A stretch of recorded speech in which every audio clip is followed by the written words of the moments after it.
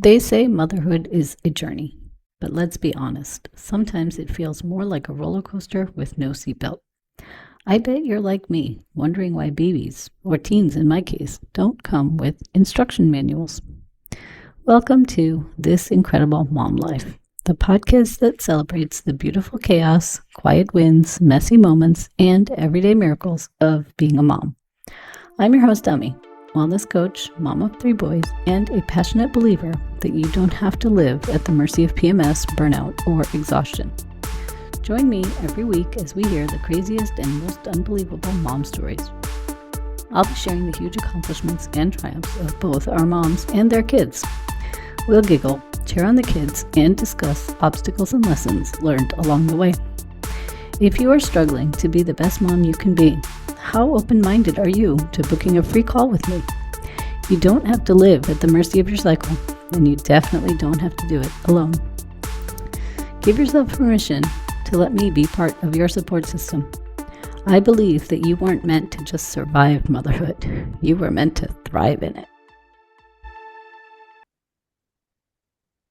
Here we are again for another episode of This Incredible Mom Life, where we talk about wellness, motherhood, and feeling like yourself again. Today's guest is Olivia Bergeron, a New York-based perinatal mental health therapist and parent coach specializing in postpartum depression, anxiety, and PMADs. With 20 plus years of experience and 10,000 client sessions. She is the founder of Mommy Groove Therapy and parent coaching, the Perinatal Connection, a network of 1,100 plus perinatal providers, and has been featured in the New York Times, ABC News, and Parents Magazine. She sees therapy clients across New York, New Jersey, and Florida, and coaches parents nationwide because when moms flourish, the whole family thrives. I love that. Thank you, Olivia, for taking time out of your busy, busy day to be here with me. Well, Amy, thank you so much for having me. It's a real pleasure. Of course, I love it. Such an important topic that we're going to talk about today. But first, please share who you are a mom to. Yeah, so I'm a mom to twins and a singleton. My daughter was 2 when my twins were born. And so that really got me into helping, well, first of all, really realizing how much support parents need and how little is easily accessible. I just remember myself struggling as a new parent with these very young kids and thinking that initially I should have this down. I'm a therapist, I've got this. And I was struggling. Yeah. And I remember one day in particular where it was one of those steamy days outside in the summer and it was raining off and on. And my husband wasn't coming home for many hours. He was off at work. So I was home with the kids and they were doing what little kids do, right? They were making a mess and they were asking for snacks and they were maybe fighting a little bit with each other. And at some point I just lost it. And I'm not a yeller. I'm not somebody who usually like loses my cool, but man, I just lost it that day and I dragged one into one corner and sat the other one on the couch and put the other one on the stairs. And I was pretty severe and I think I scared my kids and the look they had in their eyes was just devastating. Yeah. And for me, Yeah. those moments just make you feel like you're the world's worst parent. Yes. I've had the same exact situation. So you had 3 under 3 then, right? Or three under Correct. two, right? Yeah, 3 under 3. Um, So, and it was a bit of a rodeo, I gotta say. I had 3 under 4 and Okay. same thing. Like I tried to keep my cool, right? I was mostly calm, but there was one day I just started screaming and just like you, that look in that, I will never forget that look that, my kids gave Terrible. me. He had tears in his eyes and Yeah, I was like, oh my God, what am I doing? right. Unfortunately, I didn't get help until many years later. So yes, Well, I definitely. think I think you're not alone. Yeah. I think a lot of folks, we have the best intentions as parents, and we really, we put a lot of pressure on ourselves. We want to do this right. Maybe we waited a while to have kids, or maybe having kids was a challenge, and so now they're finally here, and we feel like, all right, I've got to ace this. I can't let my kids down or myself down. And when a day like that happens, which happens to everybody, nobody's perfect, it can just feel like devastating. Yeah. Yes. And I think that's why, I mean, for me, that was a really, wake up moment. And for me, I learned, okay, I need more tools. I need more support. And I really want to help other parents not go through this, or at least going through it as often, because I think it does have ramifications. It Yeah. impacts our kids. That look in their eyes that you saw, that I saw in my kids, they trust us for so much. They rely upon us for everything. And to have the person that they love the most turn into someone big and scary, or probably at least twice as big as they are in those moments. And I just didn't want to use fear or have my kids be, wary of me or walking on eggshells. That would just be the worst. So for me, it was really important to be able to, first of all, get support for myself, but also, tools and strategies. But also that's part of my mission. I really love helping parents get their own tools, and so that they can parent in a way that they're proud of Yeah. and not in a way that they feel bad or guilty or ashamed about. Yep. So was that like a, light switch moment for you where you were like, Truly. I need to change? Absolutely. Yeah, I just realized I did not want to do that again. I did not want to replicate that experience for anybody. I saw that, that there must be a better way. Yeah. That this was not the way I wanted to parent. I didn't want not want to be scary in order to get my kids to behave in a certain way. And I was fortunate enough, again, as a therapist, to go and get the tools. And then later on, as a parent coach, I became trained Yeah. as a parent coach too. And that I think is been really, a guiding light in my life to be able to provide Yeah. that scaffolding for parents, whether they need support with their own mental health needs or help parenting their kids with discipline, or maybe I hear a lot, my partner and I are on different pages in terms of discipline or in terms of how to parent. And so helping parents become, get more in alignment, it helps the whole family. Yeah. Oh, of course. I always say the mom is like the emotional thermostat of the house, Definitely. right? Because if she's stressed, if we're stressed, tired, exhausted, Yeah. anxious, our kids feel that and they react similarly. Well, our kids are little, they have the antenna up all the time, right? They're kind of Yeah. scanning the room to see how we are doing because Yep. we are showing them kind of a window on the world. Yep. And if mom is in a good place, the world is generally safe. Yeah. If mom is stressed out, tired, overwhelmed, anxious, upset, angry, the world looks pretty scary Yep. at that point. Yeah. Well, let's jump right in and tell us a little bit more about who you are and what you do. Yeah, so as a therapist, I've been doing that for over 20 years, which always amazes me when I say that. Time has gone by really fast. Um, and I love helping parents from pregnancy on. But I really like kind of taking the long view and helping parents again, whether it's they are wanting to get pregnant and maybe anxious about that. Maybe a child is already there, a baby is there, and like I said, that they're feeling pretty anxious or stressed out or overwhelmed, which most new parents do. And then, of course, when you move into the toddler years, school age, bigger kids, bigger problems. And Yes. so I think we as parents oftentimes, we take that on and we get stressed out ourselves and we want to be that safe harbor for our kids. But if we are on, if we're kind of stormy ourselves in our own harbor, it's hard to provide that level of support and security for our kids when we are, not in a good place ourselves. So I really love helping parents get to that place, giving them tools and strategies so that they can feel calm, that things are manageable, that not perfect. There is no perfect parenting, but really that folks feel that, okay, I have the tools in hand. I know how to handle things. If things do go sideways, which they will, I know how to handle that. Yep. So let's start with the new moms first. And those who have postpartum depression. What are some of the challenges you see? What are they feeling? What are they going through? Well, first of all, a lot of folks don't realize that they're experiencing that postpartum Mhm. depression. It's a misnomer, and then half the time it starts during pregnancy. Mm. And it's really on the spectrum of mood and anxiety disorders, which is a huge mouthful to say, but that's the full spectrum, and that goes from adjustment disorders, so people that are just having a hard time, but it's not necessarily impacting them in a severe long-term way, all the way to folks who are having depression, anxiety, OCD, and even psychosis. Psychosis is very rare, fortunately. But I mean, so a lot of folks don't realize that they are experiencing depression or anxiety. I see a lot of folks actually with more anxious symptoms. Mhm. So they tell me, oh, I'm not depressed. I can't have PPD. I can't sleep. I'm on edge all night, but I've got lots of energy. I'm out of bed. So I think getting the word out that, depression and anxiety, it's two sides of the same, different sides of the same coin. Yeah. And I think that Sometimes people present as more depressed, lacking energy, sleeping a lot. Other times it does manifest as people have a lot of energy that just they can't settle down. Their minds are constantly spinning. They're worried. They're 10 steps ahead, Yeah. always worried about what's going to happen next. And so I think that for folks, it is eye-opening to learn that, okay, that is part of, PMADs. That is on the spectrum. I think it's also really critical to distinguish between PPD and the baby blues. Hmm. Not the same thing. Baby blues is not on that spectrum. It's not, the baby blues is temporary, lasts less than 2 weeks. It's transient, kind of comes and goes.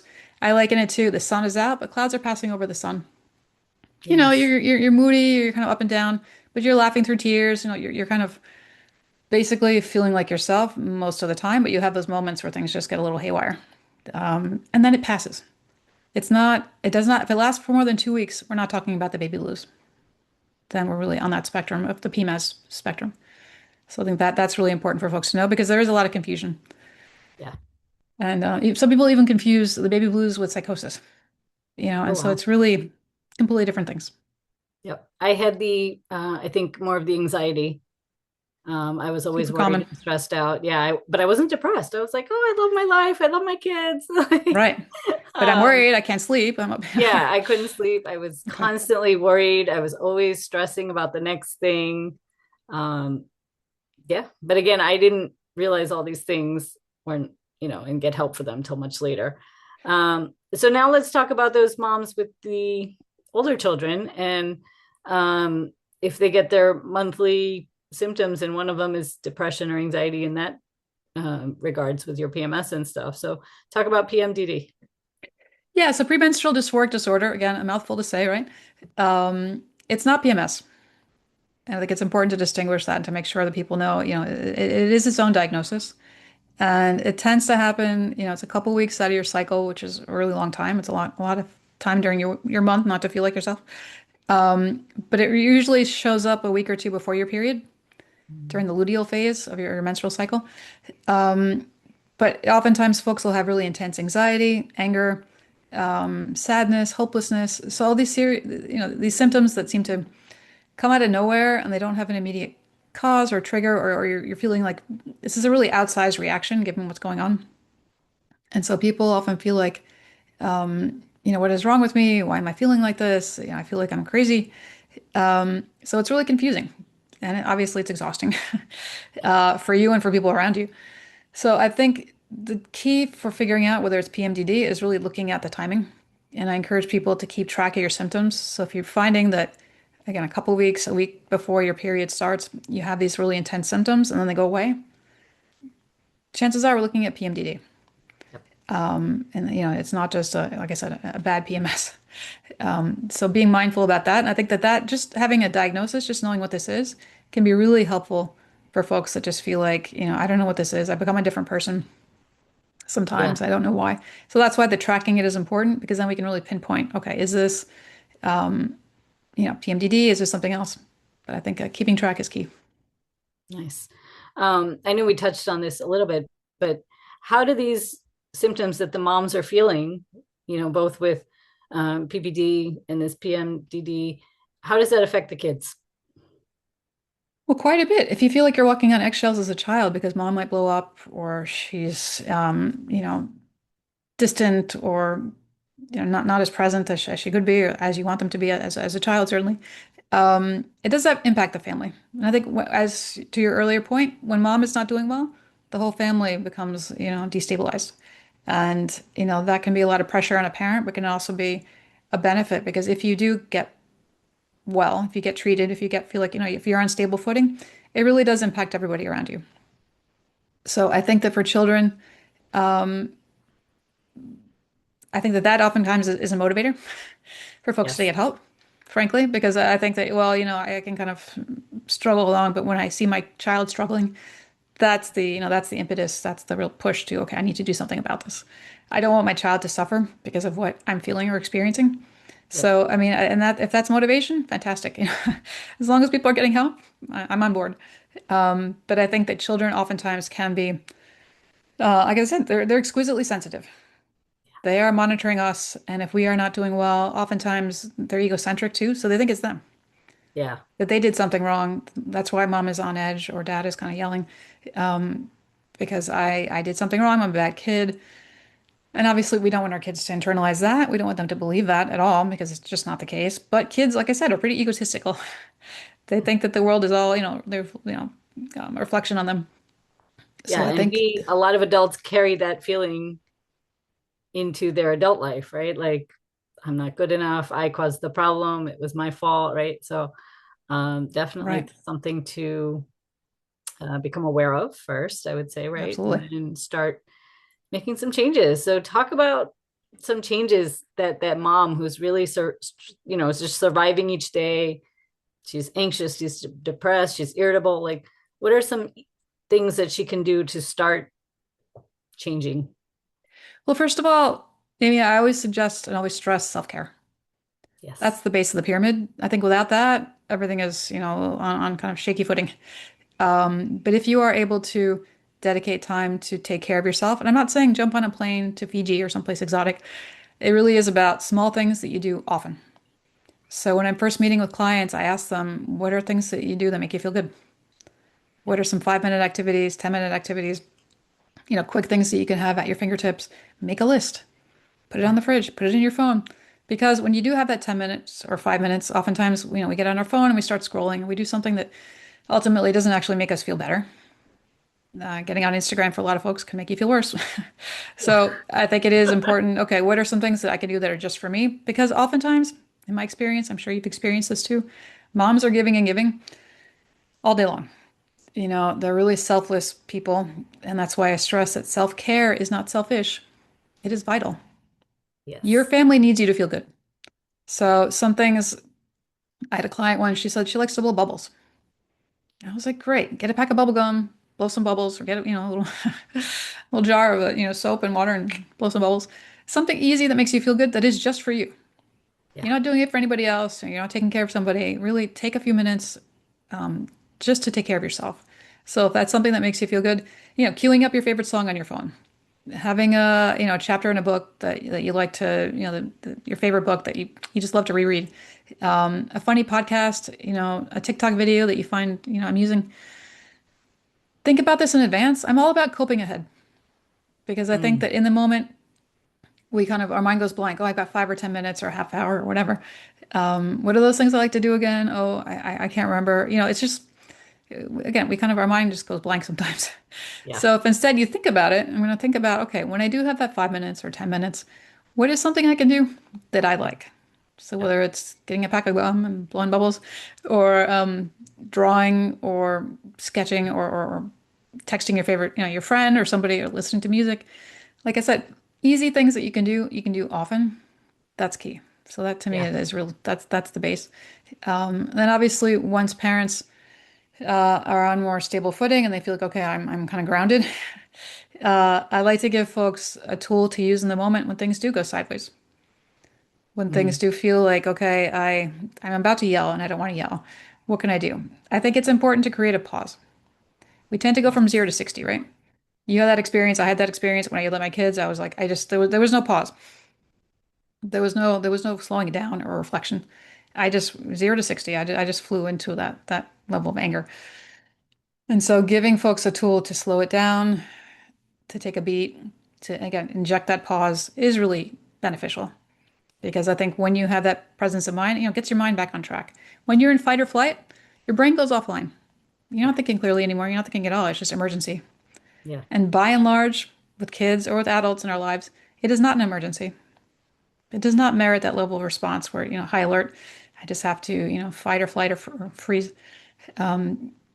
So it is, I think, like I said, coping ahead, having those tools for folks to use in their back pocket. Okay, let me slow this down. I have people ask, is this an emergency? Mm. Chances are it is not. A simple question like that and a tool like the SSS, the Stop, Soften, See, that I like to give parents is another way to get perspective, kind of Yeah. gather your wits about you, to Yeah. zoom out, to get that, okay, let me look at the bigger picture. Mm. Is this worth getting all bent out of shape about? Yeah. Is this an emergency? That is so important. I love that. Because our body and our brain thinks it's an emergency, right? And I think it's Um, self-reinforcing. If we are breathing in a shallow way, if we're getting small and tight and tense and I'm about, ready to fight or flight, um, or fleet, it is, again, we have to interrupt that cycle and let our bodies know, not an emergency. I'm going to roll out my shoulders, take up space. I'm going to yes. breathe more deeply. I'm going to tell my brain, not an emergency, by showing it in my body. I'm going to take control. And instead of being hijacked, I'm Oh, going I to love recapture that. I'm going to recapture that sense of control. I'm back in the driver's seat. that. Now I can have that presence of mind. Okay, now I can choose how I'm going to respond. Yeah. And that distinction between responding and reacting, I think, is key. And most of us as parents, maybe our first reaction isn't the best one. We're not at our finest when we just like shoot from the hip. If instead we slow it down, we take that pause, we're a little more reflective, a little more thoughtful, I think we make better choices. And I think again, oftentimes in the moment, you can ask for, you can take a time out yourself. You can say, let me think about it. Let me come back to you. I'm gonna get a glass of water, take a deep breath, walk around the block, go to the bathroom, whatever happens to be to give yourself a little bit of space to create that pause. I think that that's extremely helpful. Yeah. So important.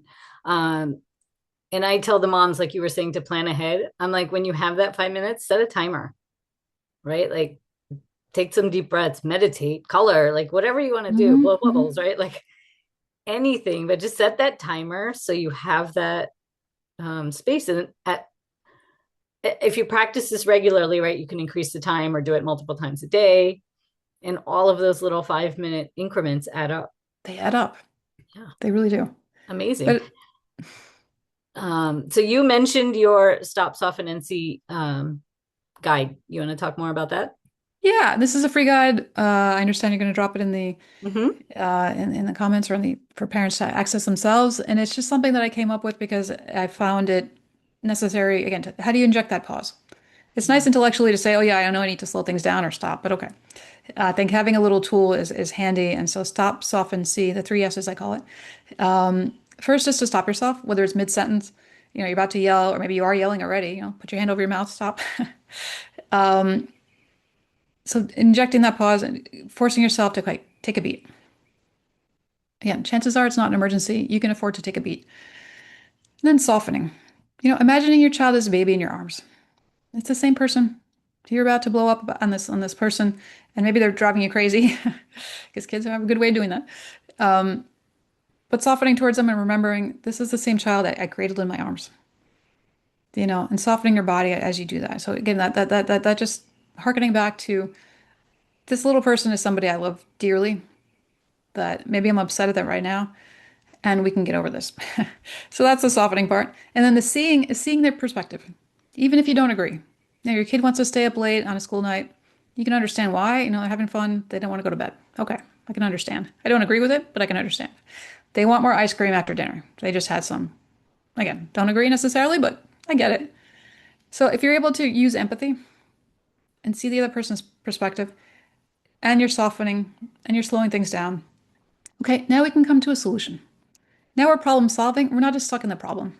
Because how many times do we as adults and as kids, we just get tunnel vision and we get caught. We're stuck in the problem and we can't see a way out of it. And all we do is fixate and we spin and spin and spin. I want people to get off that cycle and instead, walk alongside it and say, okay, that's a problem. What do we do about it? How do we fix this? How do we make sure that, I'm not creating more damage in my relationship with the people around me that I love most in the world, that are the most important to me? And sometimes they don't get our finest. Yep. They get us at the end of the day. We're tired, we're frustrated. We just want them to go to bed or just eat dinner or stop complaining or just do the thing I asked. And they're refusing. And it's easy to lose your cool at those moments. I get it. I'm a parent too. I mean, I understand. And yet I think it's really key for us to model as parents. It's okay to be frustrated, but it's not okay to kick the dog. You know what I mean? I think it's okay to be upset and to own those feelings. I'm not saying hide them or pretend they're not there. Own it. I'm frustrated right now, and let me figure out what I can do about it. Yeah. So I'm going to go calm myself. Then we can kind of regroup in 5 minutes and we'll figure out what we're going to do to fix this problem. So important. There's a life lesson right there for you, all the moms listening. Um, so if people have questions or they want to connect with you, where can they find you? Sure. People are welcome to reach out. I'm on Instagram at mommygroove.nyc. They're also welcome to reach me on my website, mommygroove.com. Um, yeah, and so like I said, if people want maybe a little more than just the stop, stop, and see, if they're looking for maybe something that's actually individualized to what they're going through for their own situation, they're welcome to reach out to me too. But maybe they should start with start with the SSS, start with the flyer, the download, and see if that helps them. And then people are absolutely encouraged to reach out if you have more questions or you want to work together. Awesome. And again, I will put all of the links down below in the show notes so people can find you very easily. Thank you, Olivia, for joining me today. Amy, it's been a pleasure. Thank you so much. It has. And as we close, remember, the best thing you can do for your family is to take care of yourself too. Join me again next week for another episode.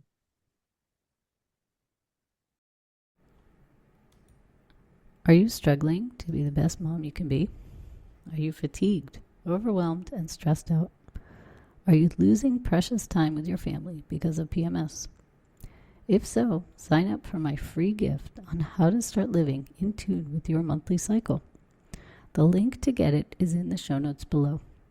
Use this guide to help you start to eliminate your symptoms of PMS, increase your energy, reduce stress, and fully enjoy this incredible mom life.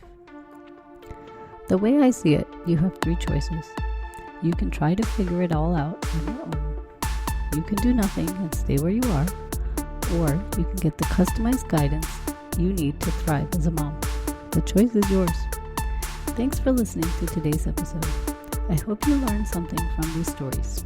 If you enjoyed this show, please make sure to subscribe, rate, review, and share this podcast. It really helps this show grow. If you have a mom story you would like to share, click on the link in the description below on becoming a podcast guest. Remember, the content on this podcast is for general information only. It does not replace any medical advice given by your healthcare providers. Please check with your doctor if you have any questions about your specific condition and before starting any new diet or exercise regimen. Thank you, and you will hear from me soon.